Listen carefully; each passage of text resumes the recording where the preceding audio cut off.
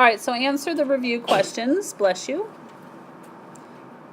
as we focus on areas of trapezoids, rhombi, and kites.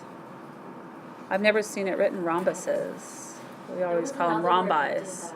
Yeah, I can't remember that now, but you're right. Is a rhombus a parallelogram, yes or no? Yes. Are all rhombi squares? No. What makes a rhombi a square? Okay, what's a rhombus?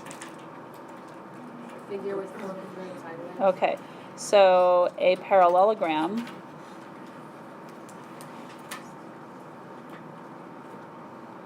with 4 congruent sides. So emphasis on the fact that a rhombus is a parallelogram and it has 4 congruent sides. So then what makes a rhombus a square? When it has 4 congruent angles and 4 congruent sides. So with 4 not congruent angles, but 4 right angles. So it's already a rhombus, so therefore it already has 4 congruent sides. But the minute that rhombus has 4 right angles, it's now a square. Are all squares rhombi? Yes. Yes. Are all squares rectangles? Yes. The square is the love child between the rectangle and the rhombus. Remember that? Did you miss that lecture, Zoe? Oh, were you there for that lecture? Oh, okay.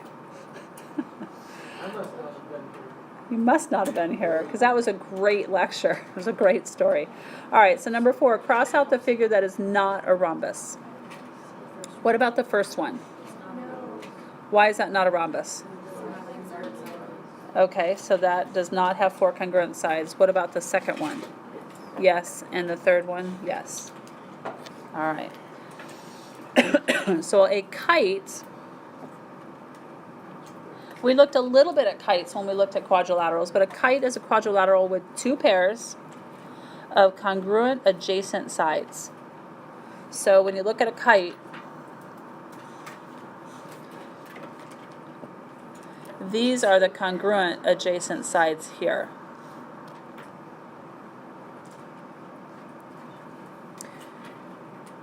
You can find the area of a kite when you know the lengths of its diagonals.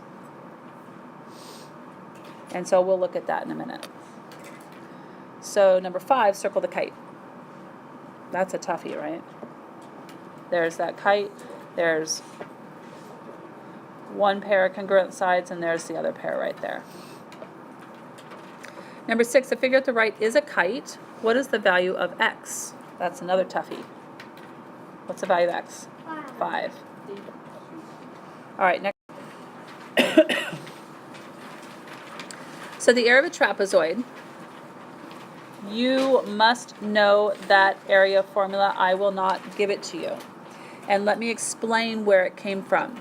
So instead of memorizing a bunch of stuff, always try to know how it was derived.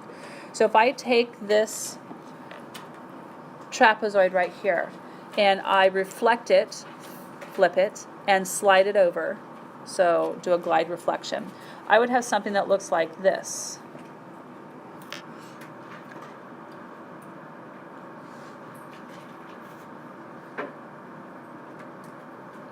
Agreed? Give or take. Well, let me see if I can fix the bottom here a little bit.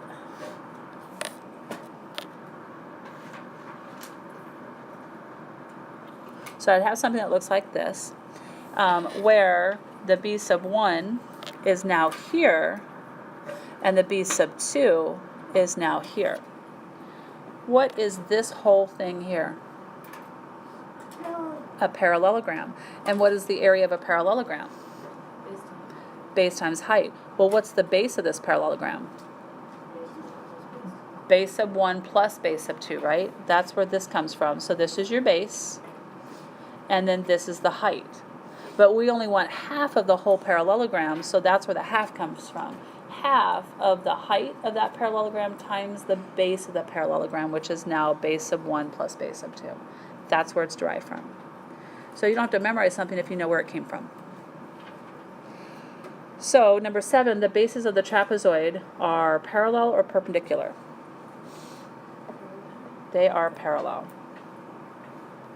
The height or the width of the trapezoid is the perpendicular distance between the bases. That height is that perpendicular. Remember, height is always perpendicular to a base. So the height is perpendicular to the base. So problem 1. What is the area of a trapezoid with height 7 centimeters and bases 12 centimeters and 5 centimeters? So you've got base sub 1 and base sub 2. And so 100% of the time, you are going to start with that general formula. If you don't start with the general formula, you're going to miss points from me. Because what happens, and pardon me for losing my voice, what happens is I see a bunch of scratch work, and you're not using your algebra, and you're not following any logic order, and if you make a mistake, I can't locate it, nor will I try. And also, in addition to that, you're not always going to be given the bases and the height and find the area. You're going to be given the area and have to find one of the missing 2. And that's where it's important to get in that habit of writing down that general formula. And the more you write the general formula, the more likely you are to what? Memorize it. Because you'll just know it. All right, so then we're going to put in our information. There goes my voice. 12 centimeters. And 15 centimeters. And I want you to put in those units of measure. Oops, I just put the wrong thing in there, didn't I? Why do I want you to use your units of measure? Common Core wants it, yep. Plus it helps you determine what the actual units of measure are. So that should be 15 centimeters there. And then our height was 7 centimeters. So 12 and 15 is what? 27 centimeters times that 7 centimeters. Now, neither one of these are divisible by 2. When you multiply these together, they're not going to be divisible by 2 either, but we'll talk about what we're going to do. So off to the side, you can do 27 times 7, or use your calculator.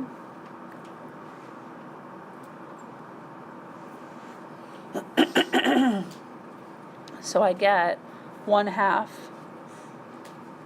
of 189 centimeters squared, which equals, then we're going to divide this by 2. So 2 goes into 18 9 times.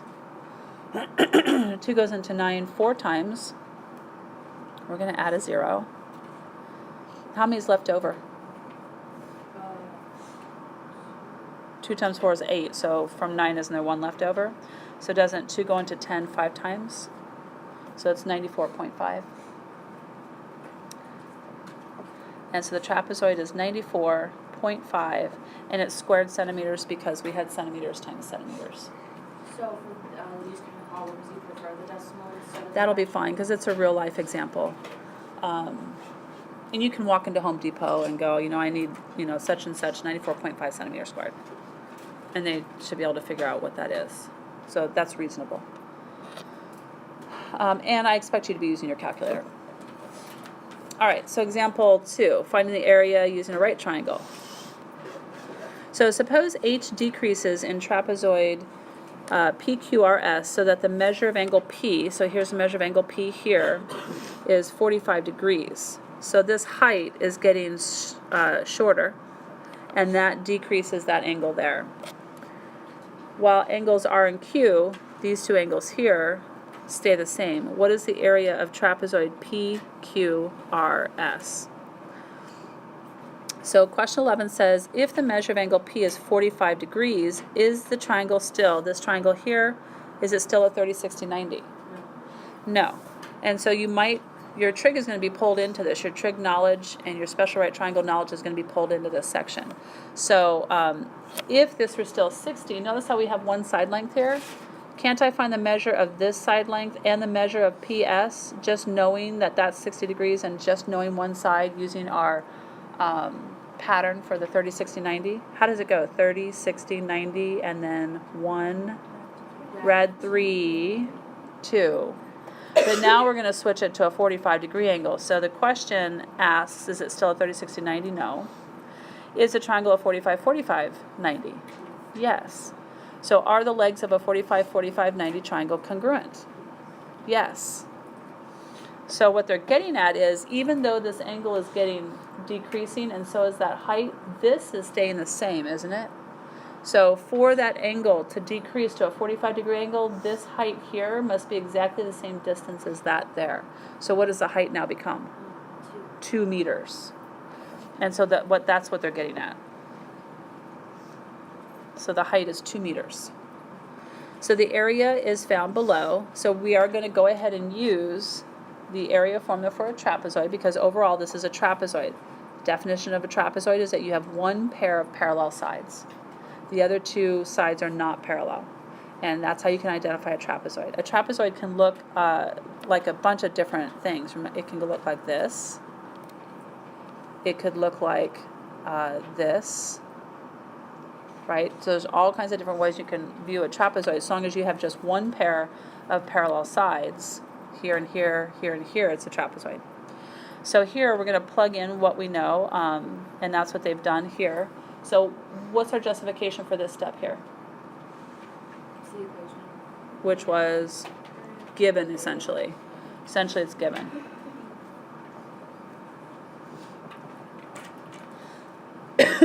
And then what did we do from here to here? Substitution.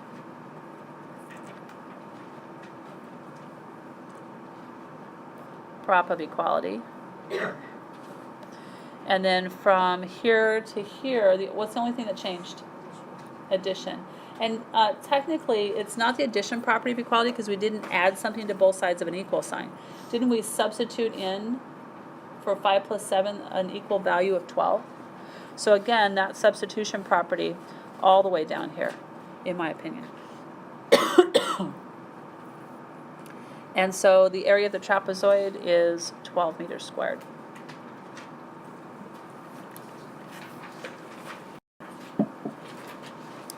Then we're going to look at the area of the rhombus or the kite. So I give you a lovely picture of what the rhombi and the kite look like. There are 2 diagonals in a rhombus.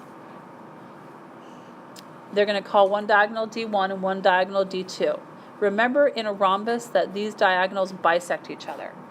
So although they're not equal, they are in a square, but they're not necessarily equal in a rhombus. They do bisect each other. So this piece and this piece are equal, and this piece and this piece are equal.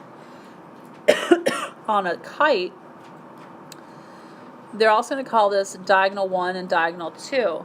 The interesting thing occurs in a kite with the diagonals, that these pieces of the diagonal are equal right here. So you might want to add this in here. That these pieces will be congruent to each other. And the diagonals are also going to be perpendicular. Okay, so in addition, don't forget that those diagonals on the kite and the rhombi or the rhombus are perpendicular. So it creates 4 right triangles inside both of those figures. And then the area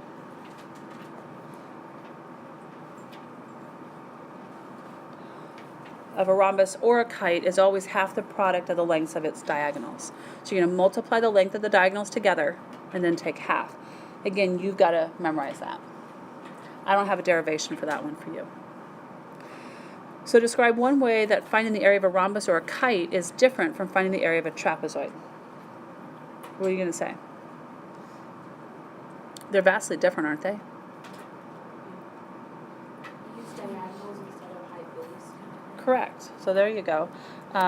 You use the lengths of the diagonals in a rhombus or a kite, while in a trapezoid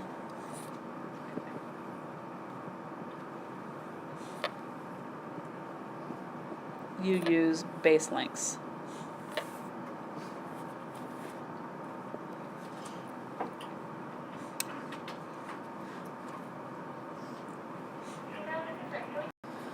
Okay, so number 18, find the lengths of the diagonals in the kite and the rhombus below. So here's your lengths, right? But 2 is not the length of that diagonal, is it?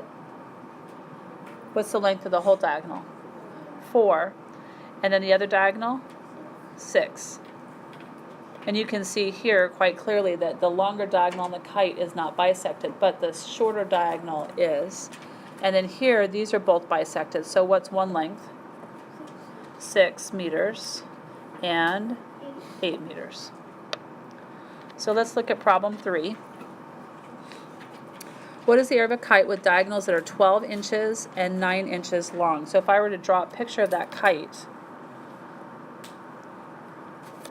and put my diagonals in, one diagonal would be 12 inches, which would be this diagonal here, and the other diagonal here would be 9 inches.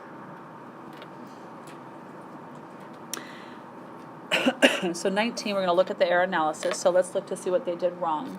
Below is one student's solution. What error did the student make? They added. Very good. So we should be multiplying. So we're going to go ahead and fix that.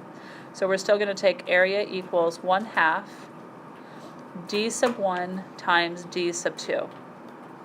So again, starting with a proper formula will help keep you from making those mistakes. And so we're going to plug in what we know. 1/2 times, instead of d1, we're going to use, and it doesn't matter which is which, 12 inches times, that's times, not a division or a subtraction, times 9 inches. What's 12 times 9? What is it? 108 inches squared.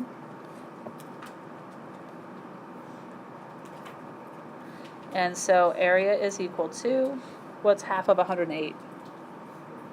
54 inches squared, which is a whole lot different than his 10.5. And in addition to that, he doesn't even have units of measure here, which is very terrible. So obviously the area of the kite, 54 inches squared. So let's look at this. A rhombus has sides 10 centimeters long. What do you know about a rhombus? Well, it has sides 10 centimeters long. So what does that tell you about there's a lot of stuff about a rhombus, you're right. But what about the sides of a rhombus? They're all equal. So that means this is 10 centimeters, this is 10 centimeters, 10 centimeters, and 10 centimeters. If the longer diagonal is 16 centimeters, so here's your longer diagonal here, what does that tell you about each of the pieces? Yep, so we've got 8 centimeters here and 8 centimeters there.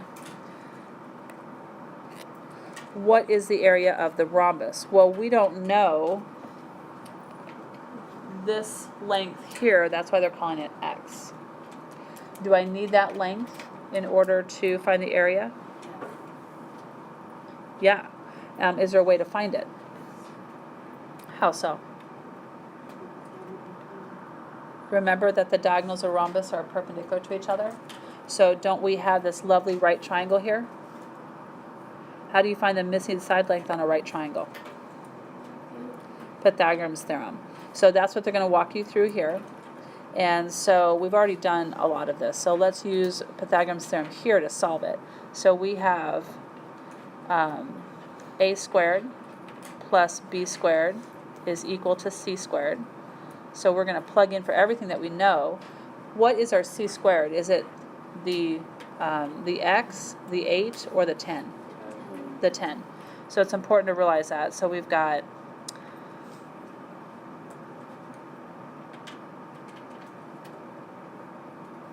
I'm going to plug in what I know. My 8 is going to go in for A, and it doesn't matter whether 8 is A or B. My X is going to go in for B, and then my 10 is going in for C. So I end up with 64 plus X squared equals 100.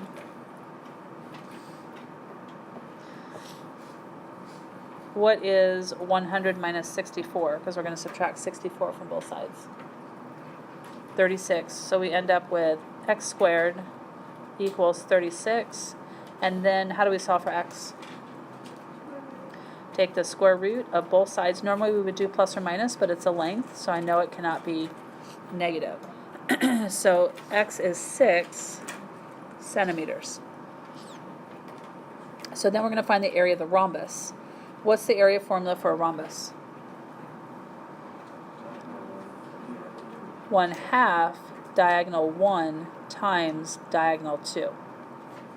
So now we have our diagonal lengths. What's the length of this diagonal? 16.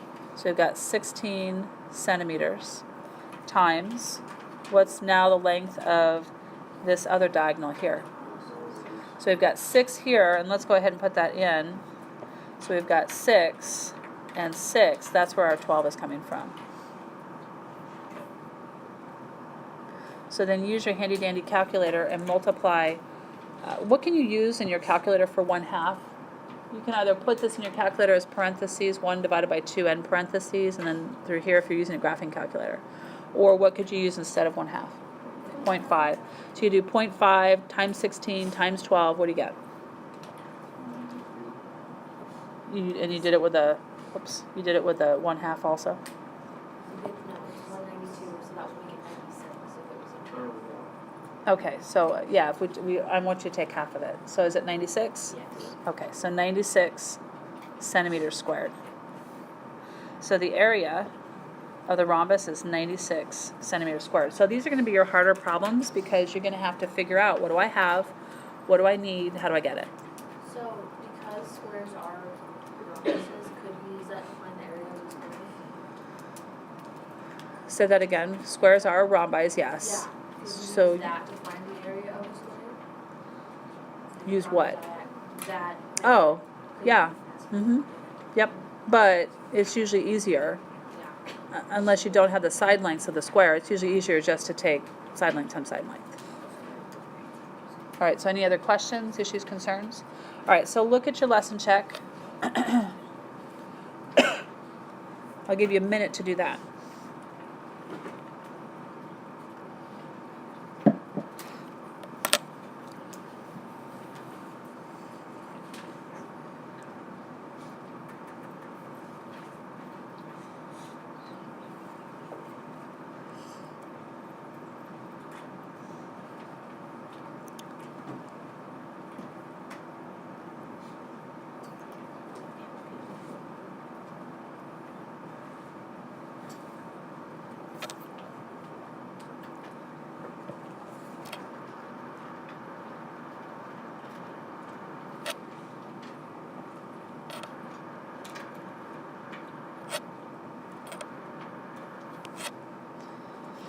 So to answer the question, it might be handy to look at a picture of a kite.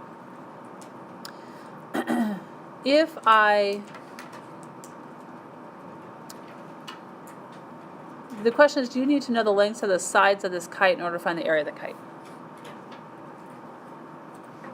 What's the area formula for a kite? 1/2 diameter. Yeah, so the area is 1/2 d1 times d2. So it doesn't mention side lengths, but then it goes and says, cross out each of the lengths. You do not need to find the area of each triangle in the kite. Well, remember, there's 4 triangles in that kite.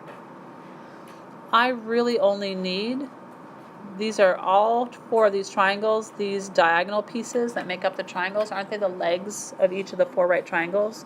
So technically, I do not need the hypotenuse of any of those triangles inside the kite in order to find the area of that kite. Now, could they give you a side length here and half of a diagonal? Sure. That means I would know the other diagonal, which gives me that full length. And I could use Pythagoras' theorem here to find that missing part, but the problem is I don't know this part. And in a kite, these two are different. So I don't need that, but your explanation is no, you only need the lengths of the two diagonals.